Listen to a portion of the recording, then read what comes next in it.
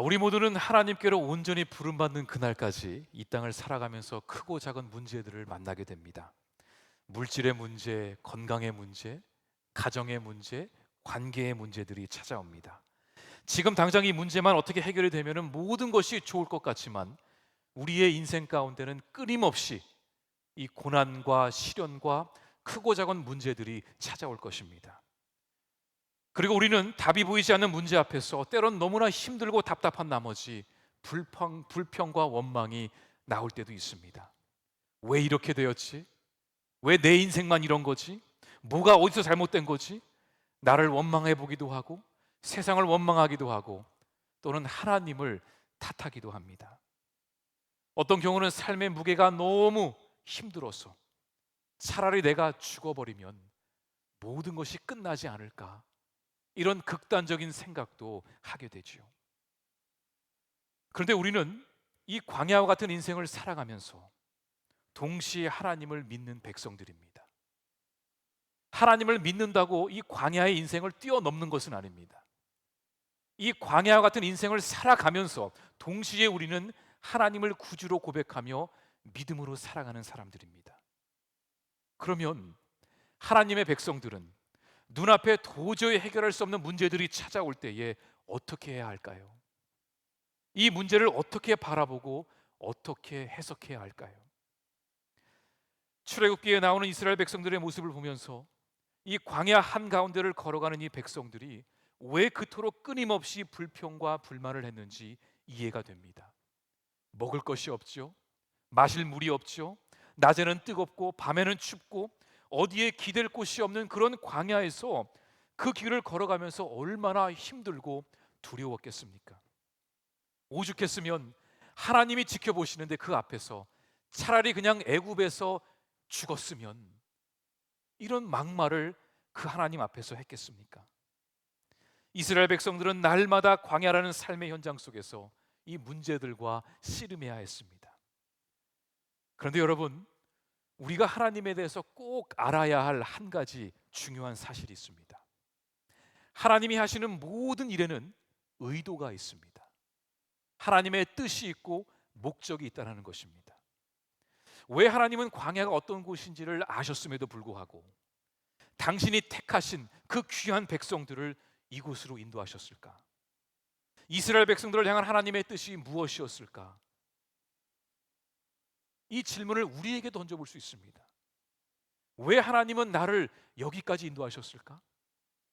왜 하나님은 내 인생을 여기까지 오게 하셨을까?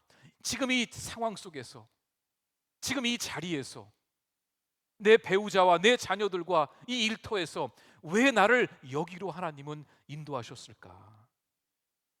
그냥 우리를 애굽에 내버려 두시지 왜 우리를 택하셔서, 왜 우리를 부르셔서 이 인생의 광야를 걸어가게 하실까? 오늘 말씀을 통해서 저와 여러분을 향한 하나님의 뜻이 무엇인지를 알아가는 그런 은혜의 시간이 될 수 있기를 간절히 바랍니다. 오늘 본문 1절 말씀을 보겠습니다. 이스라엘 자손의 온 회중이 여호와의 명령대로 신 광야에서 떠나 그 노정대로 행하여 르비딤의 장막을 쳤으나 백성이 마실 물이 없는지라. 백성들은 광야에 있으면서 철저하게 하나님의 말씀을 따라갔습니다. 하나님의 구름 기둥이 늘 그들 앞에 있었는데 이 구름 기둥은 하나님의 임재, 하나님의 말씀을 의미했죠. 이 구름 기둥이 옮겨가면 백성들은 그 구름 기둥을 따라갔습니다. 절대로 그들 스스로 길을 개척해 가거나 자기들 생각대로 길을 찾아가지 않았습니다. 늘 하나님의 말씀에 따라 이동했습니다. 오늘 본문에 보니까 이 하나님의 구름 기둥이 이들이 머물고 있었던 신광야에서 이제 르비딤이라는 지역으로 이 구름 기둥이 옮겨가게 됩니다. 백성들은 그것을 보고 얼른 짐을 챙겨서 함께 따라갑니다. 200만 명이나 되는 이 많은 사람들이 텐트를 다 거두고 짐을 챙기고 가축대를 끌고 이동한다고 생각해 보세요. 이것은 말 그대로 거대한 난민들의 이동이었습니다.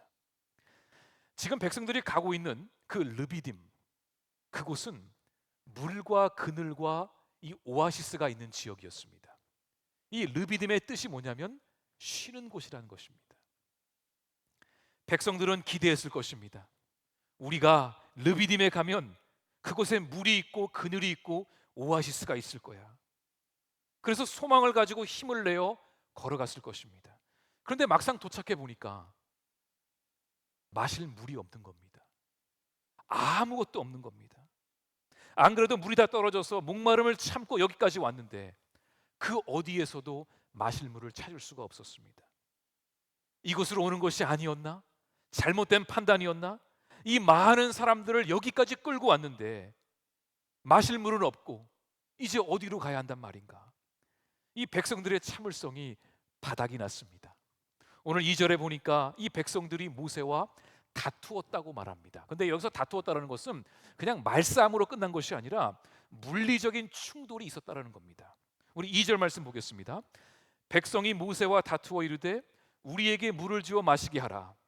모세가 그들에게 이르되 너희가 어찌하여 나와 다투느냐? 너희가 어찌하여 여호와를 시험하느냐? 그냥 애굽에서 노예로 살다가 죽게 내버려 두지 왜 이 몹쓸 광야까지 인도해서 우리 모두를 죽이냐고 돌을 들어 모세를 치려고 했습니다. 여러분, 사람이 살아남기 위해서 공기 다음으로 필요한 게 뭔지 아세요? 네, 물입니다. 음식이 없어도 몇 주까지는 견딜 수 있을지 모르겠습니다. 그래서 우리가 이 금식 40일 금식하는 분들을 보면은 음식은 먹지 않아도 물은 마시며 버팁니다. 근데 물이 없으면 3일에서 5일을 넘기지 못합니다. 우리 몸에 수분이 70% 이상입니다. 우리가 다 알고 있는 사실이죠. 우리의 혈액과 뇌 조직과 그리고 근육도 상당수의 물로 채워져 있습니다. 그래서 우리 몸에 1, 2%의 수분이 부족해도 우리는 갈증을 느끼고 5% 이상 부족하면 혼수 상태에 빠지고 10% 이상이 부족하면 죽을 수도 있습니다. 지금 백성들은 여기서 죽을 수도 있다라는 두려움이 찾아오자 모든 원망을 모세에게 쏟아 붓습니다. 이 넓은 광야에서 이 많은 백성들이 마실 물을 어디서 찾을 수 있겠습니까? 이스라엘 백성들에게 큰 문제가 찾아왔습니다. 그런데 지금 이 문제의 원인은 모세가 아니었습니다. 이스라엘 백성들이 왜 르비딤까지 오게 됐죠? 누구의 명령을 따라서요? 하나님의 명령을 따라서 구름 기둥을 바라보고 르비딤까지 왔습니다. 그렇다면 하나님이 인도하셨으니까 이곳에 강이 있어야 하고 호수가 있어야 하고 오아시스가 있어야 하고 뭔가가 있어야 되는 거 아닙니까? 하나님이 인도하셨으니까요.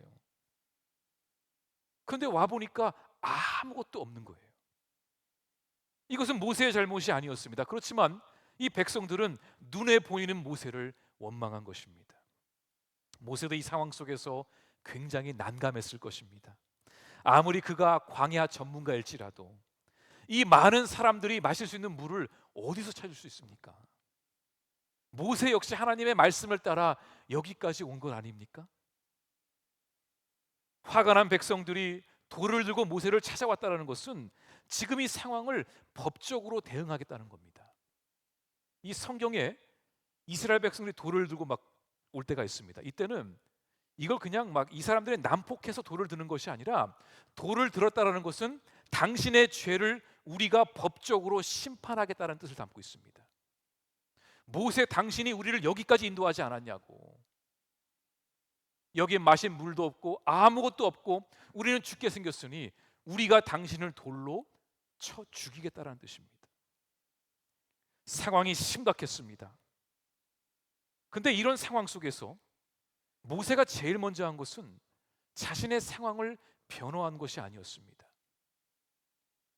모세가 이게 무슨 내 잘못이냐고, 나도 똑같은 피해자라고 말할 수 있었지만 모세는 자신을 변호하지 않았습니다.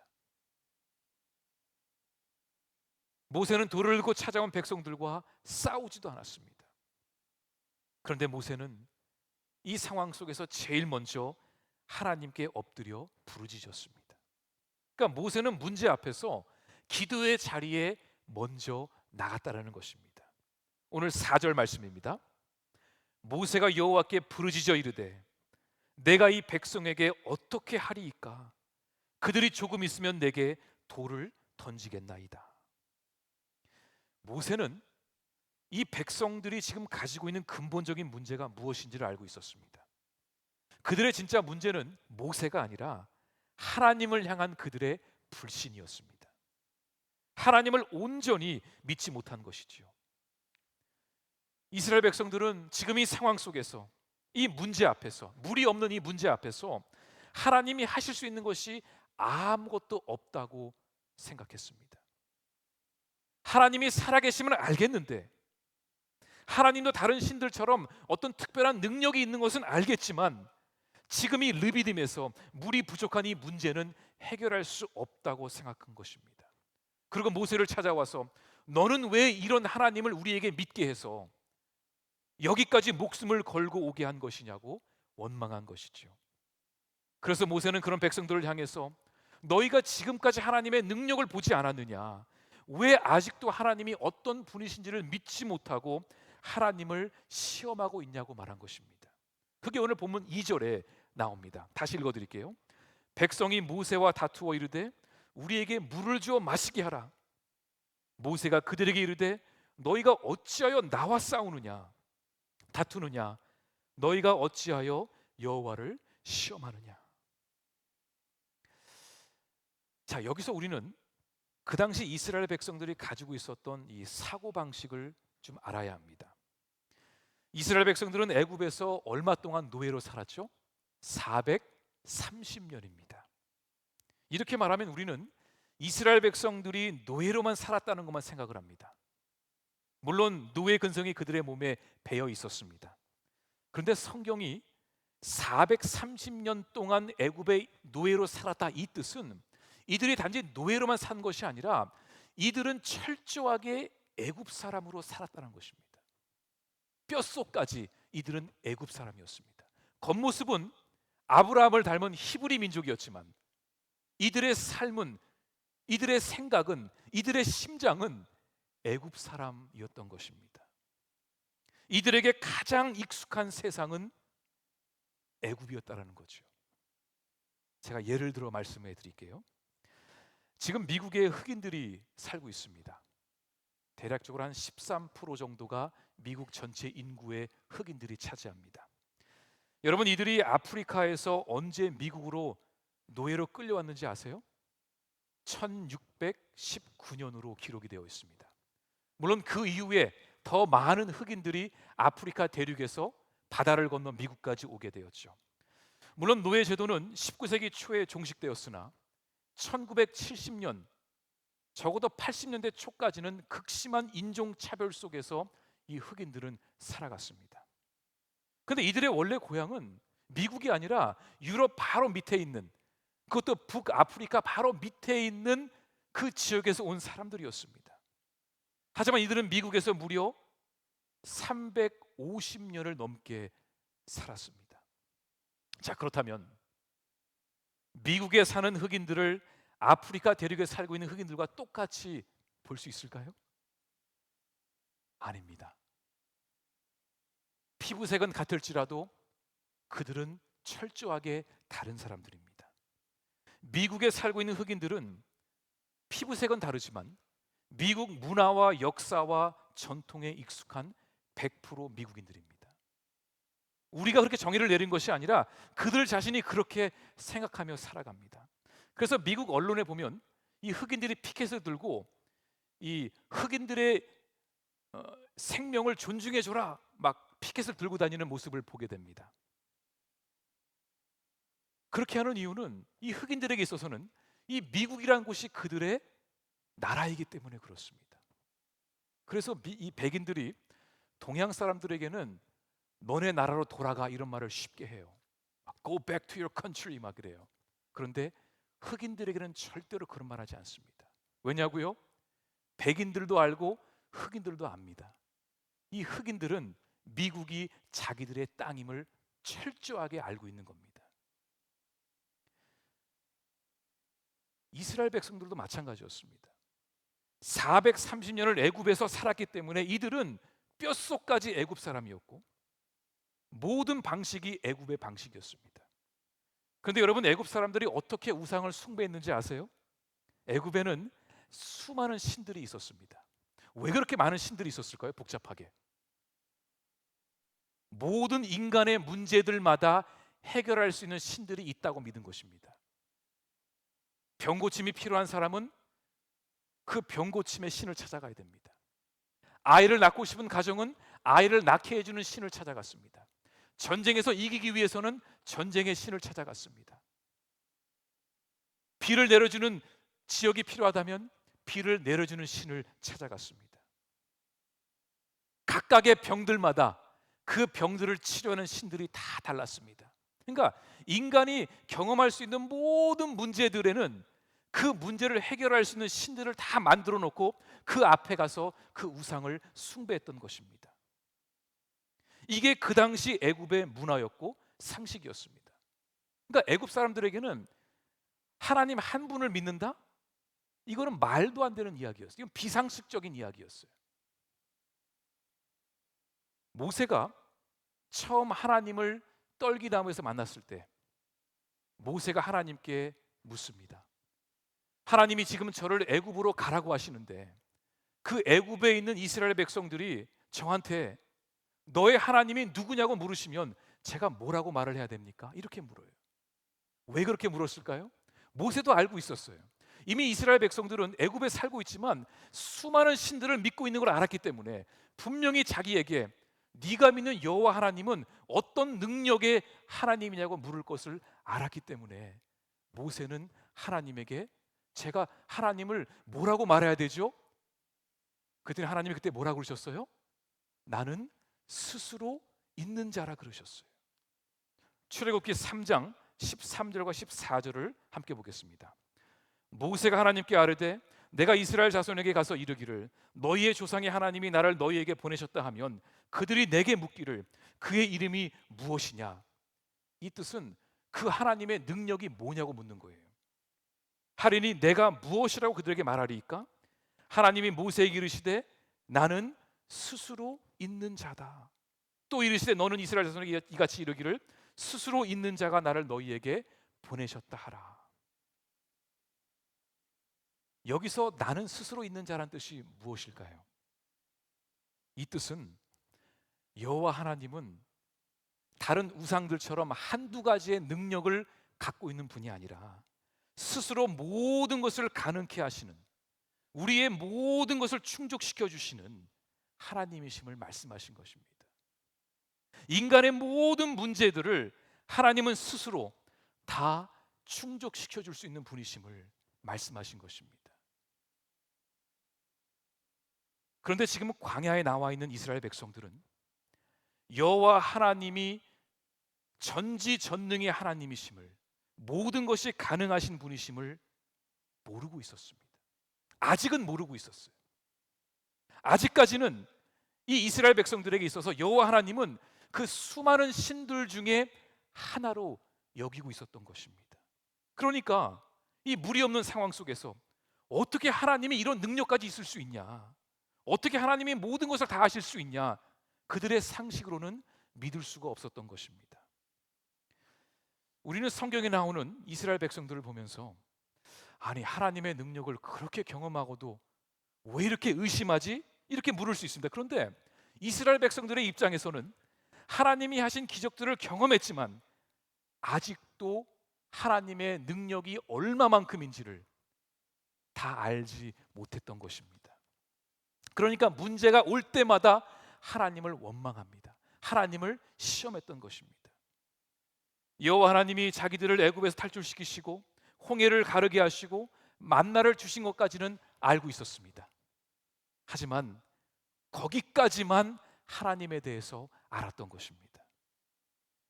여호와 하나님이 천지를 창조하시고 모든 것을 주관하시며 모든 문제의 답을 갖고 계심을 이 백성들은 아직 몰랐던 것입니다.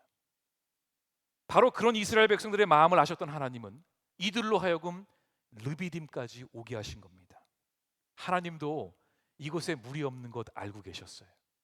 왜 모르셨겠습니까? 하지만 이들로 하여금 하나님을 시험하게 하셨고 이제 이곳 르비딤에서 하나님이 어떤 능력이 있으신지를 이 백성들에게 나타내고자 하셨습니다. 하나님은 마른 광야에서도 물줄기를 내시는 하나님이심을 경험케 하고자 하셨습니다.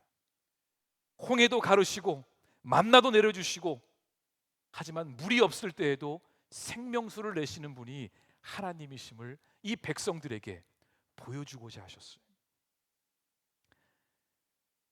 이스라엘 백성들이 하나님에 대해서 한 번에 다 알 수는 없었습니다. 하나씩 하나씩 하나님은 그들로 하여금 하나님의 능력을 경험하게 하셨습니다. 광야 가운데에 하나님이 어떤 능력을 가지고 계신지 이 백성들로 하여금 경험하게 하신 것입니다. 그래서 광야 생활이 무려 40년이 걸렸습니다. 왜 40년일까요? 이들이 하나님을 믿지 못해서 하나님이 화가 나셔서 뺑뺑이를 돌렸을까요? 그건 아니었습니다. 길을 몰라서도 아니었습니다.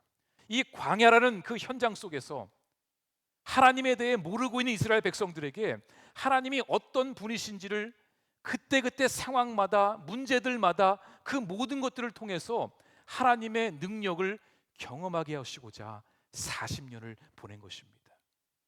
그러니까 우리도 하나님을 안다는 것이 한 번의 기적으로 알 수 없습니다. 끊임없이 인생의 광야를 걸어가며 하나님을 만나고 넘어지기도 하고 일어서고 또 만나고 넘어지고 이러는 과정을 반복하며 하나님에 대해 알아가는 것입니다. 우리가 아무리 하나님을 지식적으로, 신학적으로, 논리적으로 안다 하더라도 하나님을 직접 경험해야 하나님이 누구신지를 알 수 있습니다. 여러분, 신학이 뭔지 아시죠? 신학은 머리로 다루는 하나님에 대한 학문입니다. 근데 신앙은 우리가 삶으로 하나님이 어떤 분이신지를 체험하는 것입니다. 그러니까 이 신학과 신앙이 함께 밸런스를 맞추어가며 나아가야 하는 거죠. 그래서 하나님을 알아간다는 것은 하나님께서 나의 문제를 어떻게 해결하시는지를 경험하는 것입니다. 지금 여러분이 직면하고 있는 그 문제 또는 어려움이 있을 것입니다. 우리도 이스라엘 백성들처럼 하나님의 말씀에 인도하심에 따라 여기까지 왔습니다. 그런데 왜 나에게 이런 문제가 찾아왔을까요? 내 믿음이 부족해서요? 내가 지은 죄 때문에요? 그것은 아닙니다. 하나님께서 우리에게 지금 이 문제를, 이 상황을 허락하신 것은 하나님께서 우리를 무리 없는 르비딤으로 인도하신 것처럼 이 문제를 통해서 하나님이 우리의 삶 가운데 어떻게 역사하시는지를 보여주고자, 경험하게 하고자, 하나님을 알게 하시려고 우리를 여기까지 부르신 것입니다. 우리에게 찾아오는 문제들을 통해서 하나님은 당신이 어떤 분이신지를 보여주고자 하시는 것입니다. 우리도 인생 가운데 찾아오는 문제들을 보면서 때로는, 아니 많은 경우에 하나님을 시험합니다. 우리의 삶에도 목마름의 연속인 광야가 찾아오면서 하나님을 의심합니다. 하나님의 존재를 의심하는 것이 아니라 하나님이 살아계신 것은 알고 있습니다. 그런데 하나님이 지금 이 내 문제를 해결할 수 있으실까? 이렇게 의심을 합니다. 그러면 속으로는 하나님은 지금 내 문제를 해결하지 못하실 거야 라고 단정을 짓고 내 힘으로 내 문제를 해결하려고 합니다. 그러니까 기도의 자리에 나오지 않습니다. 기도의 자리에 나오지 않는 것은 이유는 하나밖에 없습니다. 내가 급하지 않기 때문에 그래요. 우리에게 문제가 있을 때 하나님을 먼저 부르짖지 않는 것은 우리 안에 내 힘으로 어떻게 해보려고 하는 그 마음이 있기 때문입니다. 그런데 여러분, 신앙생활은 그냥 교회에 나오는 것이 전부가 아닙니다. 만약에 그렇게 된다면 저는 너무 목회가 편할 것 같아요. 그냥 출석 도장 찍어주고 인사만 하고. 근데 신앙생활은 끊임없이 찾아오는 문제들 앞에서 이 기도의 자리를 지키는 것이 신앙생활입니다. 때로는 신앙이라는 것은 버티는 거더라고요. 이 광야 같은 인생 속에서 말씀과 기도로 내가 막 버티는 겁니다. 모세처럼 하나님의 이름을 부르짖으며 하나님께 매달려야 합니다. 내가 가만히 있으면 하나님도 가만히 계시더라고요. 내가 기도하지 않는데 왜 하나님이 응답하시겠습니까? 문제를 해결할 방법이 없는 것이 아니라 우리가 하나님께 부르짖지 않는 거더라고요. 우리가 문제 앞에서 하나님을 부르짖을 때에 하나님은 우리의 문제를 통해서 하나님이 어떻게 역사하시는지를 보여주실 것입니다. 우리의 문제를 통해서 하나님의 능력을 경험하게 하실 것입니다. 그러니까 문제가 해결되지 않았다고 두려워하지 마세요. 하나님을 의심하지 마세요. 모든 것을 가능케 하시는 하나님께 기도하며 나아가는 것입니다. 자, 모세가 하나님께 부르짖자 하나님은 해결 방법을 알려주십니다. 모세에게 그 앞에 있는 호렙산에 올라가면 큰 바위가 있는데, 반석이 있는데 그 반석을 너의 지팡이로 내리치라고 하십니다. 오늘 본문 6절 말씀입니다.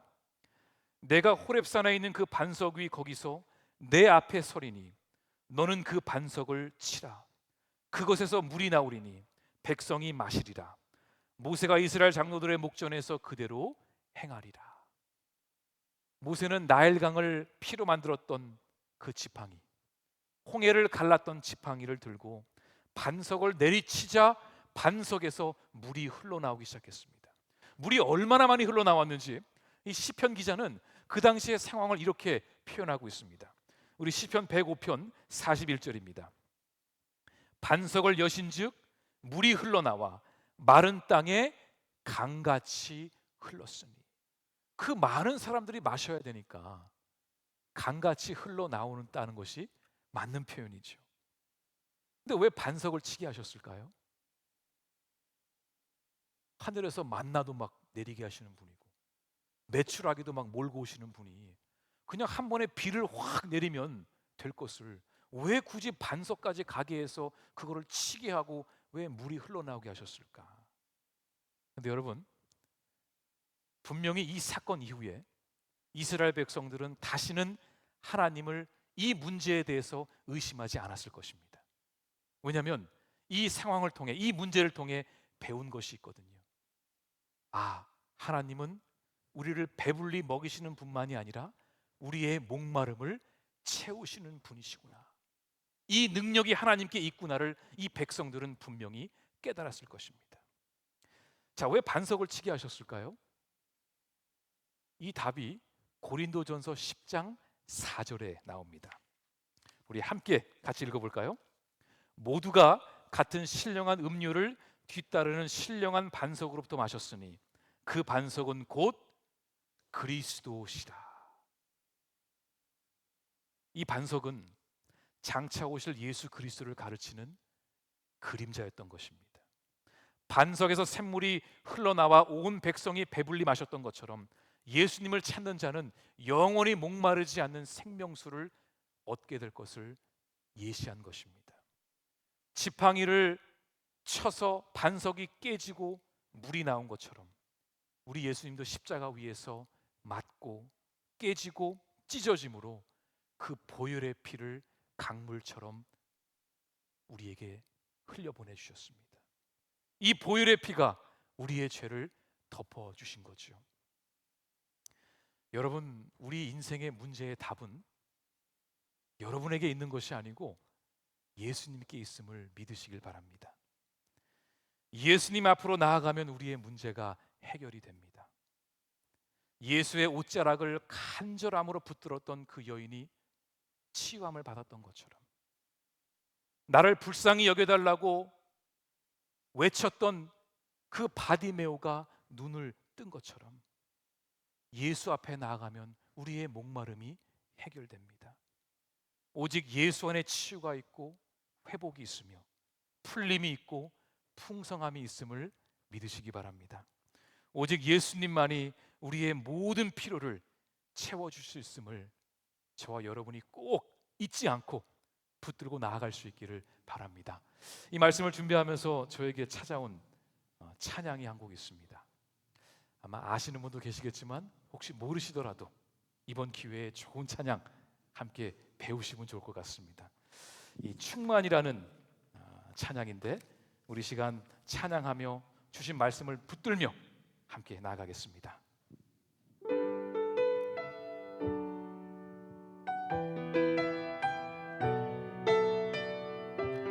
주신 말씀을 생각하며 함께 찬양합니다.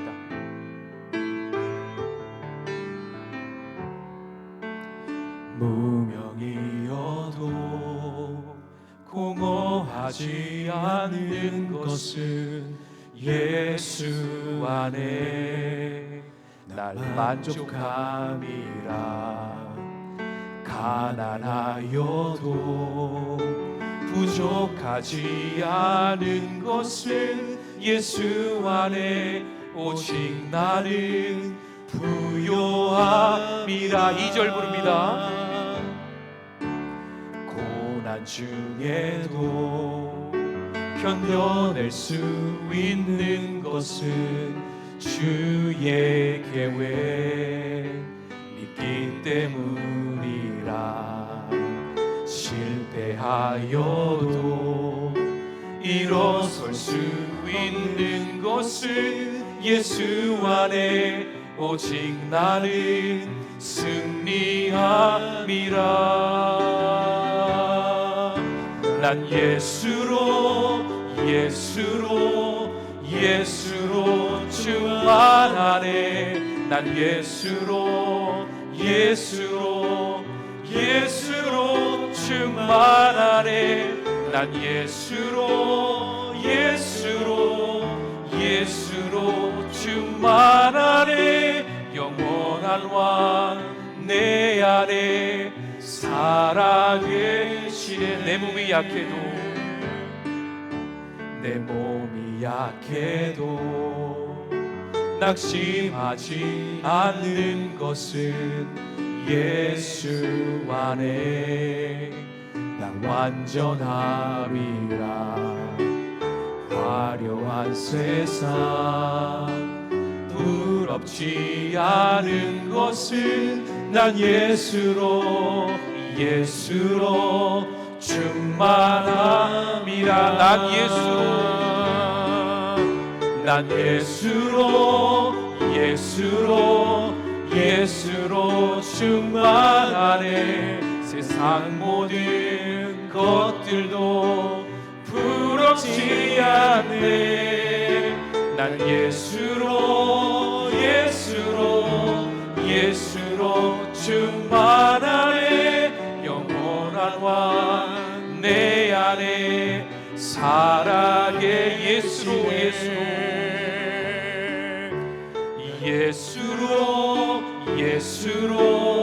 예수로 충만하네. 세상 모든 풍파도 두렵지 않네. 아멘.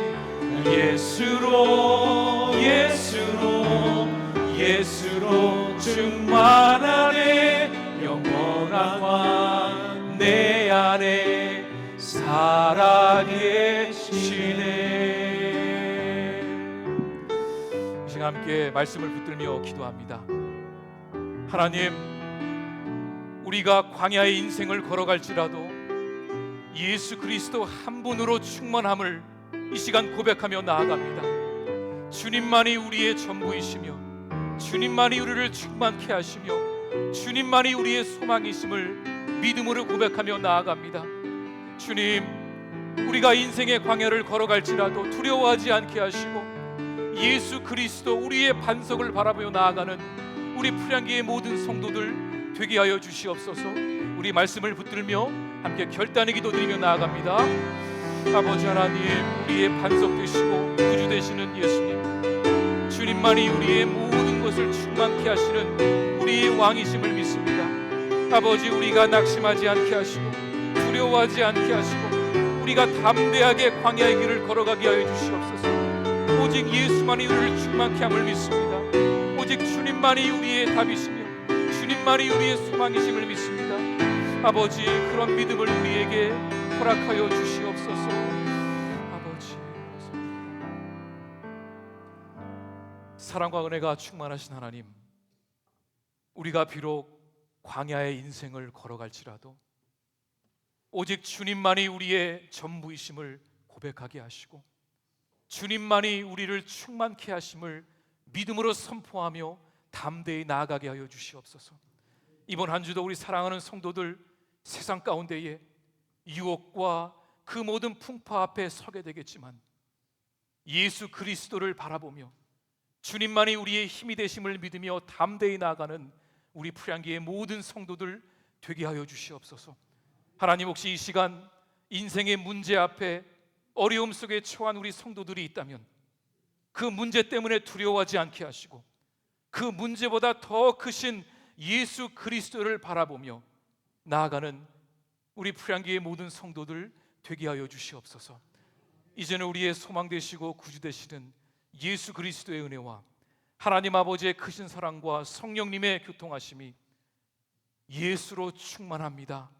이 믿음의 고백을 주님께 내어드리며 나아가는 우리 프량기 교회 모든 성도들 위해 지금부터 영원토록 함께 하시길 간절히 축원하옵나이다. 아멘.